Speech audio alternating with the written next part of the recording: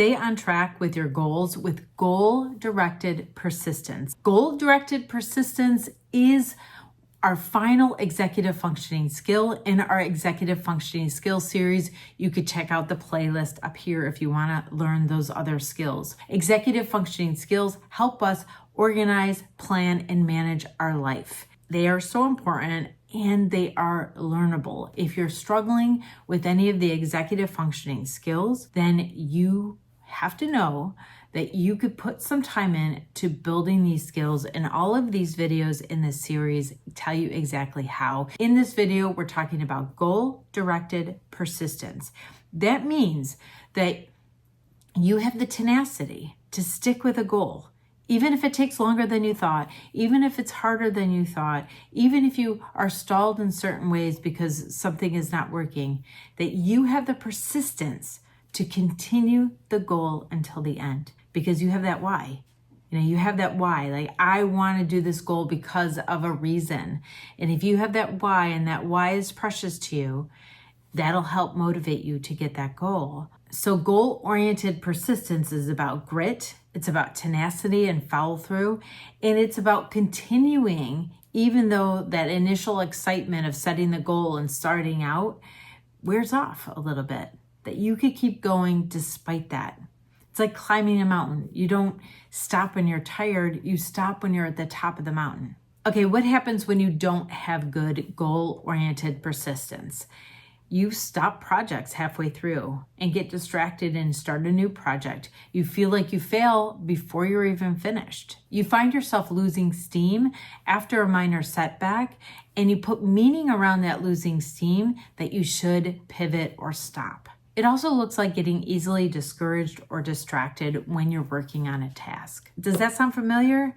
Yeah, and this has really big emotional impact as well because we don't trust ourselves. We don't like ourselves. We don't feel like that we could do stuff, and anxiety just grows in that context. You might have a lot of self-doubt. You might be frustrated a lot. You might not like yourself very much. You might isolate yourself because you feel like you're inadequate. You might have difficulty in relationships because you don't trust yourself in relationships either. Or you think someone's going to see how inadequate you are, and so you stay away from them so they can't see that. So that's why you need the skills in goal-directed persistence, because you want to be the person that you want to be in this world. Your mind and your soul, it wants to have goals. It wants to achieve things. It wants to do stuff. It wants to have opportunities because it charges us up. It makes us happy to always have something that we're creating. And I'm not talking about overworking. I'm talking about having enough stuff to feel like you have a purpose and a worth in this life. So here are 8 doable strategies to help build your goal-directed persistence. And the first one is breaking huge tasks into littler tasks. If you do that and see yourself accomplishing the little tasks, it's going to give you energy for the next little task. If you don't think of yourself as successful until the whole thing is done, then you don't get that positive reinforcement all along, and it is harder. It's more of a slug to keep going. Number 2, I mentioned already, but visualize your why. Why do you want to do this? Why do you want this goal so bad? And that why, the importance of that why is going to help make those difficult times and those challenges worth your time and energy because you want that why to realize. Number 3, track your progress. When you accomplish something, let yourself pause for a moment and be happy with what you accomplished. Write it down, check it off. If you break down on your to-do list your huge goals into smaller goals and you're able to cross them out, you're able to feel good about how your progress is going and know that you're moving forward. And that feelings of powerfulness that you're moving forward will help you stay on task. Number 4, plan for obstacles. There's always going to be obstacles. Sometimes there's very little obstacles and sometimes they're bigger obstacles. But if you expect them, they won't crush you so much. If you expect that there's obstacles, leave buffer time in. We talked about time management in the last video. If you think about having buffers, and if you think about there might be challenges, this is what I'm going to do if I have a challenge.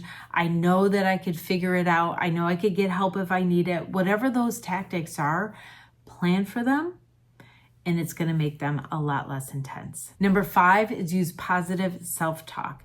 Encourage yourself. Be your own cheerleader. Have faith in yourself. Say, yep, this is hard, but I can figure it out. I figured things out before, I could still do it. It's important to me, I want to do it. Look at how I'm doing it. Look at the last obstacle and I got over it. You want to notice your accomplishments. You have to be careful because in our society, we have been in culture to notice our deficits and notice what we do inadequately or what we've done wrong or our mistakes. And we really have not been taught by our society, hopefully by your family you have been, but maybe not, to notice the good things that we're doing, to notice our accomplishments all along, and that feeds you for the next step. I know I'm repeating myself here, but it is so important and it is so rarely done. Number 6 goes along with number 5, reward yourself, but not just for the results. I've already talked about rewarding the results and acknowledging yourself for the results, but you also want to acknowledge your persistence. You want to acknowledge your tenacity. You want to acknowledge that you keep going even though it's hard. You want to acknowledge the difficult because it makes you feel validated and it makes you feel really proud of yourself. And you should feel proud of yourself. So celebrate your efforts. It's one of the most important things that you could do to sustain those efforts. Number 7 is surround yourself with supports. Maybe you have an accountability buddy. I love having accountability buddies to let them know what tasks I'm working on and what I've accomplished, because then I'm a witness to myself and the other person is a witness to me. And it's not like I'm doing all this stuff and I'm invisible. It actually sustains me able to do more stuff if I'm visibilized, if the tasks and the efforts are visibilized by having supports. And I also know, like, if I need help, I know that I could ask help if I surround myself with supports, or if I normalize that it's okay to have supports and it's okay to have help. That is really crucial in being persistent in goals, especially when times get hard and especially when it's taking longer than you expected. Number 8, I'm so glad to include this because this is really important. I hope you made it this long in the video because I want you to embrace discomfort. There's going to be discomfort when we are trying to do a goal and we have stalled in several different ways. It's going to be uncomfortable. We're not going to feel comfortable with ourselves. We're not going to feel comfortable with other people. We're not going to feel comfortable with the task anymore. And we have to lean into that discomfort. We have to override the fear that's going, you're uncomfortable, this is not okay, give up. Because our fear will do that. That's our reptilian brain trying to protect us. But we have a mammalian brain that we have to override that and say, discomfort is not dangerous. Discomfort is not dangerous. And it's okay for us to be uncomfortable. And if we could tolerate discomfort, it's easier to keep going when you're uncomfortable. If we know that it's not dangerous, we could tolerate it so much more and we could push through that discomfort. The other thing is, we talked about positive self-talk and we talked about looking at the positive in yourself, not trying to deny the difficulty, not trying to deny the frustrations or the negative feelings that we have. We want to embrace those too because those are part of it. Not try to push those away. If we push those away, we're pushing them down and they're going to affect us and come out sideways. We want to acknowledge the difficult things. One is because it validates us, validates our effort. And when we validate our effort, it makes us feel powerful and it makes it easier for us to keep going. It makes it easier for us to sustain getting through that difficulty. And so you don't want to positive think your way to deny any of the frustration and negative things. We want to be able to express that and acknowledge and validate our feelings there. So use these 8 strategies to improve your goal-directed persistence because that is going to help you feel good and happy in your life and in your relationships and in your career and everything. And so I want you to have that.